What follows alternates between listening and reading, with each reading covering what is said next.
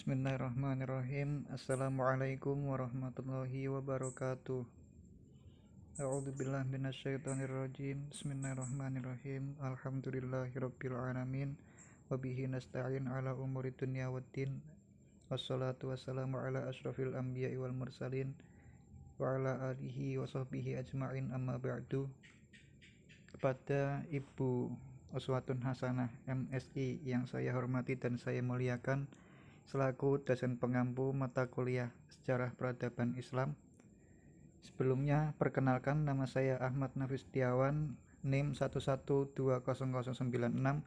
izin menyampaikan materi mengenai sejarah singkat Bani Abbasiyah dan hubungan peradilan dengan pemerintahan pada masa Bani Abbasiyah. Yang poinnya pertama yaitu sejarah singkat Bani Abbasiyah. Sejarah berdirinya dinasti Abbasiyah tentu tidak lepas dari sejarah kemunduran dinasti Umayyah. Sejarah kemunduran dinasti Umayyah berawal dari bobroknya akhlak para pemimpinnya. Hal itu semakin dekat ketika terbentuk koalisi antara kekuatan Syiah, Khurasan, dan Abbasiyah yang dimanfaatkan oleh kelompok terakhir untuk kepentingan mereka sendiri. Koalisi ini dipimpin oleh Abu al-Abbas, yaitu cicitnya Al-Abbas atau pamannya Nabi. Di bawah kepemimpinannya, Islam revolusioner bangkit menantang tatanan yang ada dengan menawarkan gagasan teokrasi dan janji untuk kembali kepada tatanan ortodoksi. Pada tanggal 9 Juni 747 Masehi atau 300 atau 130 Hijriah, pemberontakan dimulai ketika seorang pendukung Abbasiyah yang bernama Abu Muslim, yaitu seorang budak Persia yang telah dimerdekakan, mengibarkan bendera hitam yang pada awalnya merupakan warna bendera dari Nabi Muhammad SAW, akan tetapi kini menjadi lambang Abbasiyah. Gerakan untuk mendirikan pemerintahan Bani Abbasiyah pun semakin kuat. Pada tahun 129 Hijriah atau 446 Masehi, mereka memproklamirkan berdirinya pemerintahan Abbasiyah. Namun, Marwan menangkap pemimpinnya yang bernama Ibrahim, lalu dibunuh. Setelah dibunuh, puncak gerakan diambil alih oleh saudaranya yang bernama Abul Abbas As-Soffah, yang berangkat bersama-sama dengan keluarganya menuju Kufah. Kemudian dia dibaiat sebagai khalifah di Kufah pada tahun 1132 Hijriah atau 749 Masehi. Dalam perkembangannya, Daulah Abbasiyah dibagi menjadi 5 periode. Periode yang pertama yaitu tahun 750 Masehi sampai 847 Masehi, yang para khalifah Abbasiyah yaitu berkuasa penuh.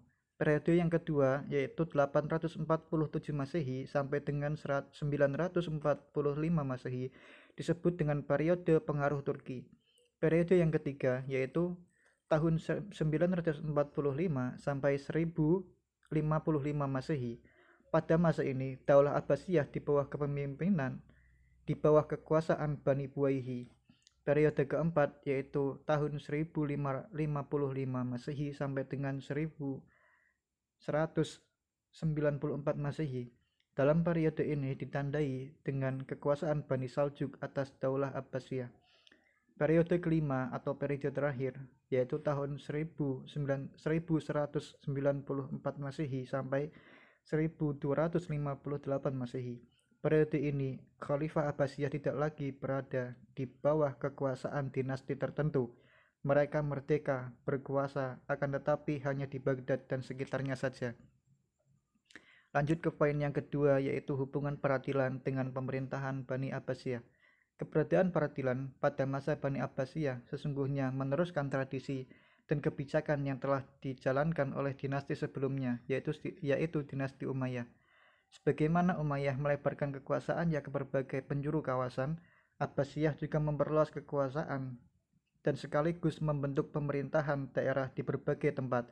Pemerintahan daerah yang didirikan itu diantara lain bertugas untuk mengelola secara administratif kawasan-kawasan yang baru ditaklukkan. Perkembangan kekuasaan kehakiman pada masa dinasti Abbasiyah mengalami kemajuan, tak hanya pembenahan terhadap sarana peradilan, akan tetapi sudah mulai disusun hukum material yang akan digunakan oleh hakim sebagai dasar pengambilan keputusannya. Awal yang digunakan adalah Kitab Al-Muwatta karya Imam Malik.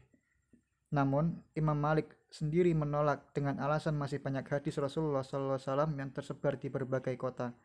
Pada masa awal berdirinya, para khalifah dinasti Abbasiyah masih terlihat ikut campur tangan dalam keputusan-keputusan hukum yang dibuat oleh badan-badan peradilan. Khalifah bertugas mengawasi, mengontrol pekerjaan hakim. Jika terdapat hakim yang melanggar dan menyimpang dari tugasnya, maka khalifah segera memecatnya.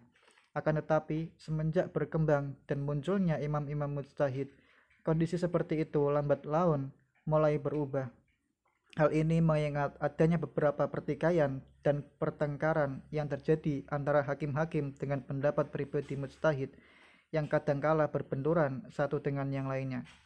Jika pada masa Khulafaur Rasyidin dan masa Umayyah, khalifah memegang kekuasaan yudikatif dan eksekutif, maka pada masa ini khalifah tak lagi terlibat dalam urusan peradilan.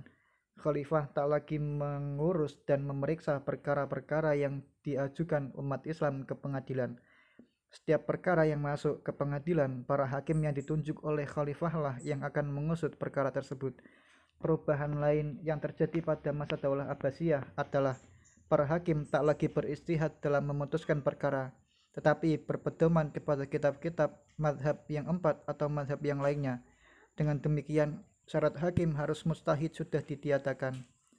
Organisasi kehakiman juga mengalami perubahan. Di antaranya telah diadakan jabatan penuntut umum atau kejaksaan. Di samping telah dibentuk instansi Diwan Qadi Al-Qudha sebagai berikut. Yang pertama yaitu Diwan Qadi Al-Qudha. Fungsi dan tugasnya mirip seperti Departemen Kehakiman yang dipimpin oleh Qadi Al-Qudha atau Ketua Mahkamah Agung. Semua badan-badan pengadilan dan badan-badan lain yang ada hubungannya dengan kehakiman berada di bawah naungan Qadi Al-Qudha. Yang kedua yaitu Qudha Al-Aqali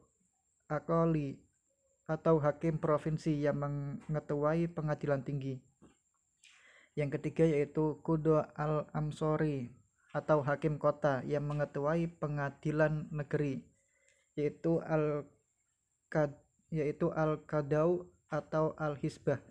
Yang terakhir yaitu Al-Sultah Al-Qadaiyah, yaitu jabatan kejaksaan di ibu kota negara, dipimpin oleh Al-Muddail Ummi atau jaksa agung dan tiap-tiap kota oleh naib ummi atau jaksa. Secara umum, kewenangan badan-badan peradilan yang berada di bawah naungan Mahkamah Agung sebagai kekuasaan yudikatif adalah yang pertama Al-Qadha atau lembaga yang berfungsi memberi penerangan dan pembinaan hukum, menyelesaikan perkara sengketa, perselisihan, dan masalah wakaf. Yang kedua adalah Al-Hisbah, salah satu badan pelaksana kekuasaan kehakiman dalam Islam yang bertugas untuk menegakkan kebaikan dan mencegah kezaliman. Pejabatnya disebut muhtasib. Tugasnya menangani kasus kriminal yang penyelesaiannya perlu segera, mengawasi hukum, mengatur ketertiban umum, mencegah terjadinya pelanggaran hak tetangga, serta menghukum orang yang mempermainkan hukum syara. Yang ketiga itu al-madzalim, adalah satu komponen peradilan yang berdiri sendiri dan merupakan peradilan untuk mengurusi penyelesaian perkara perselisihan yang terjadi antara rakyat dan negara. Yang terakhir yaitu Al-Mahkamah Al-Askariyah, yaitu lembaga peradilan militer. Hakimnya adalah Qadi Al-Askar atau Qadi Al-Jun. Tugasnya adalah menghadiri sidang-sidang di Darul Adl, terutama ketika persidangan tersebut menyangkut anggota militer atau tentara. Mungkin cukup sekian yang dapat saya sampaikan, kurang lebihnya mohon dimaafkan. Wassalamualaikum warahmatullahi wabarakatuh.